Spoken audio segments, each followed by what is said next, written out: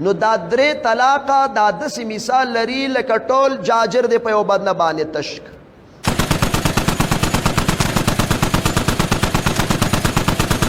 بسم اللہ الرحمن الرحیم. ناظرین السلام علیکم.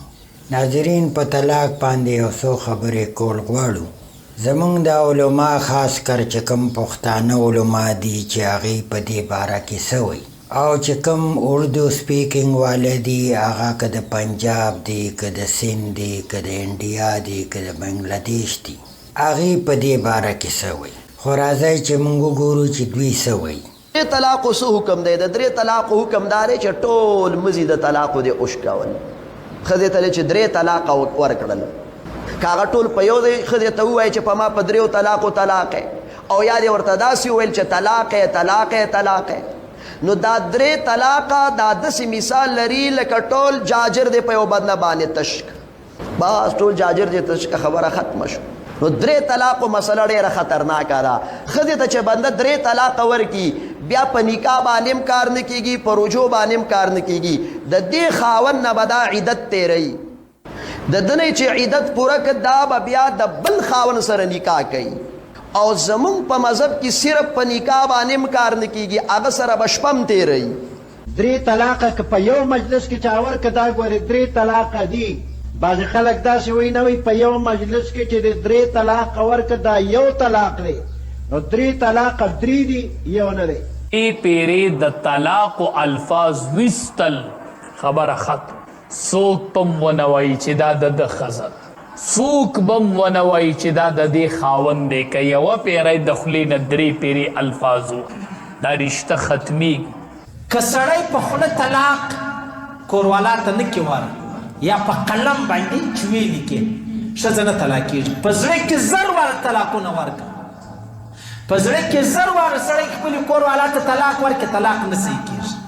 په ژبه به سړی وایي یا به قلم یې دی به څه کوي راولاړېږي، مطلب هغه دستخط به کوي یا به قلم ملم چې دی ولیکي دا پر ما طلاق ده. خو چې په یو مجلس کې په یو ځای درې طلاقه ورکړي دا یو حسابي. یو دلیل په هغې دا دی. بل دلیل مشهور حدیث دی په صحیح مسلم کې د عبدالله ابن عباس رضی الله عنهم چې د پیغمبر صلی الله علیه وسلم په زمانه کې، د ابوبکر صدیق رضی الله عنه په زمانه کې، د عمر ابن خطاب په دور خلافت کې د اولني 2 کاله چې په دې دومره وختونو کې به په یو مجلس کې درې طلاقه دا به یو شمارله کېدو. بیا عمر ابن خطاب دا فتوا ورکړه اجتهادي چې کله ولي چې د خلکو کې طلاق ډېر شوی دی نو درې حسابېږي چې د طلاق کم شي. دا عمر ابن خطاب نه دی ویلي چې درې په دې حسابېږي چې الله یا د الله پیغمبر و یا ابوبکر صدیق رضی الله عنه. عبدالله ابن عباس د پیغمبر په زمانه کې دي سو، د ابوبکر صدیق په زمانه کې دي سو چې درې به په یو ځای یو حسابې. پھر یہ مسئلہ بھی قرآن و حدیث سے شریعت ہمارے سامنے کیا رکھتی ہے کہ کوئی شخص ایک مجلس میں 3 طلاقیں اکٹھی دے دے تو وہ ایک ہوگی. ایک دے دی، عدت گزر گئی، عدت کے اندر آپ رجوع کر سکتے ہیں، عدت گزر گئی آزاد ہو گئی. ضرور اکٹھی 3 کا فائر مارنا ہے. پیارے نبی نے 3 کو 1 کیا، ابو بکر صدیق رضی اللہ عنہ نے 3 کو 1 کاؤنٹ کیا، سیدنا امیر عمر کے ابتدائی دور میں 3 کو 1 کاؤنٹ کیا. قانون شریعت وہی ہے کہ کوئی 3 اکٹھی دے دے تو 3 نہیں 1. افسوس کی بات ہے کہ معاشرے میں 3 قسم کی طلاق ہے. مسلمان کے معاشرے میں، سوسائٹی میں، ایک طلاق بدعت، طلاق ایک ساتھ میں گو ہو جاتی ہے. ایک طلاق حسن، جو طلاق دو، 1 ماہ رکو حیض کے لیے، پھر طلاق دو، پھر رکو، پھر تیسرا طلاق دو. اور تیسرا طلاق کے حسن جو بالکل صحیح طریقہ ہے جو قرآن شریف کے ہے، طلاق دو اور 3 ماہ رکو. افسوس کی بات ہے کہ یہ جو اختلاف امت میں ہے اس کی ایک وجہ ہے. ایک صحیح حدیث ابن عباس رضی اللہ عنہ وہ فرماتے ہیں کہ محمد صلی اللہ علیہ وسلم کے دور میں 3 طلاق ایک ہی مانی جاتی تھی. حضرت ابو بکر کے دور میں 3 طلاق ایک ہی مانی جاتی تھی. حضرت عمر کے پہلے 2 سال کے دور میں 3 طلاق ایک ہی مانی جاتی تھی. لیکن اس کے بعد حضرت عمر رضی اللہ عنہ اس سچویشن کو دیکھ کے وہ کہتے اگر کوئی شخص 3 دے دیا تو 3 ہو جاتی ہے. اس حدیث کی وجہ سے جو اختلاف امت میں ہے، جو قرآن مجید میں طلاق کا ذکر ہے، طلاق دو اور 3 ماہ رکو، اور 3 ماہ کے اندر اگر آپ رجوع کرنا چاہتے ہیں اپنے بیوی سے تو رجوع ہو سکتے الحمدللہ.